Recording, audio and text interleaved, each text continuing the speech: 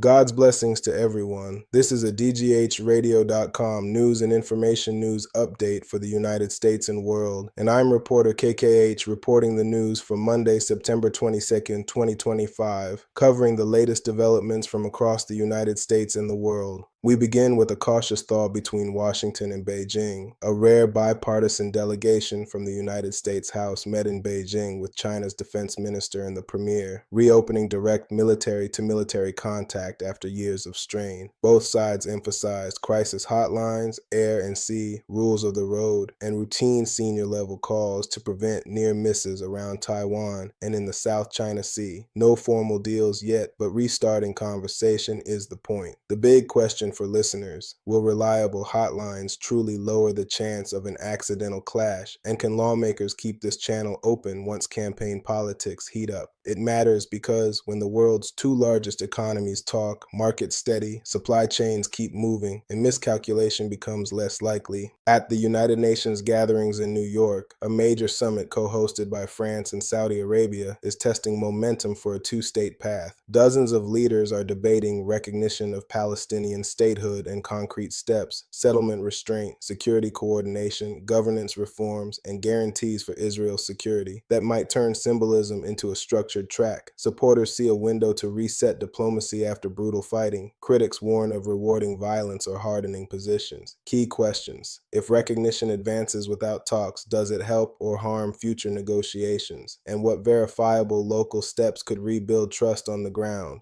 In Europe, central bankers and politicians are wrestling with the euro's global role. The European Central Bank is pushing deeper capital markets, more highly liquid euro-denominated safe assets, and careful exploration of a privacy-protecting digital euro. But fragmentation among member states slows shared debt issuance and market integration. Could a larger pool of jointly issued euro debt rival United States treasuries? Would a digital euro reshape cross-border payments? The stakes are high.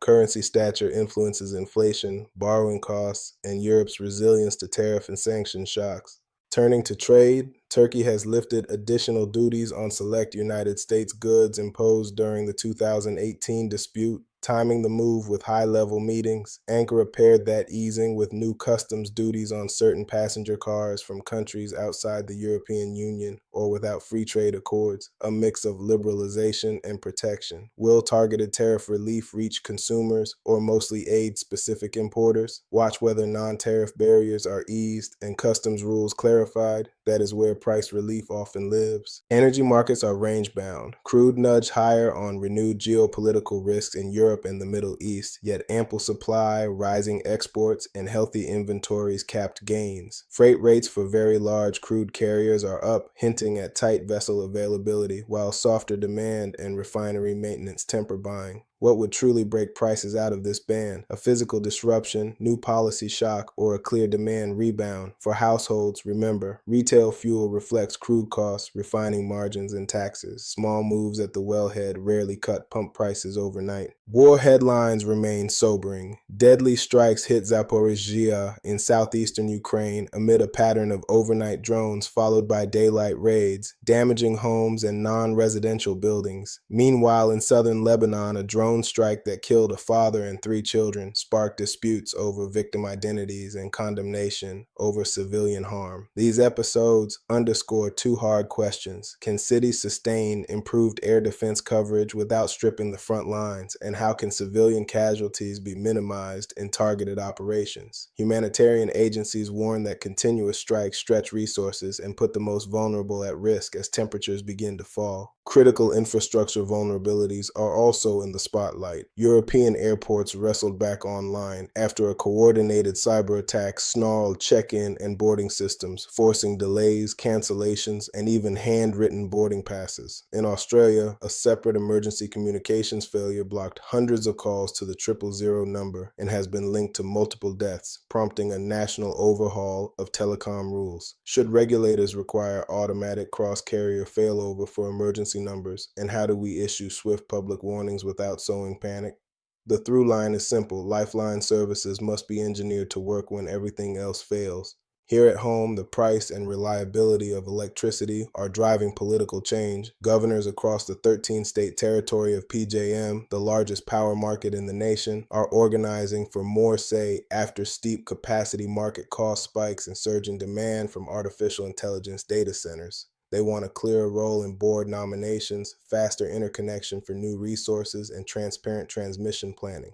The balancing act ahead: add generation and wires quickly enough to maintain reliability and meet new loads, but not so fast that consumers overpay. On immigration and talent, markets took in stride a new one-year, $100,000 payment requirement tied to certain H-1B petitions for workers currently outside the United States. Investors are still parsing scope and duration, but employers warn of disrupted pipelines in software, chips, and research. Will higher upfront costs prompt more offshoring or simply slow hiring? Should carve-outs protect healthcare, academia, and critical research where shortages are acute? Politics and speech collided in several stories. A memorial for slain conservative activist Charlie Kirk drew a massive crowd and national figures, while investigators probe whether the accused shooter had accomplices and whether online communications offered early warning signs.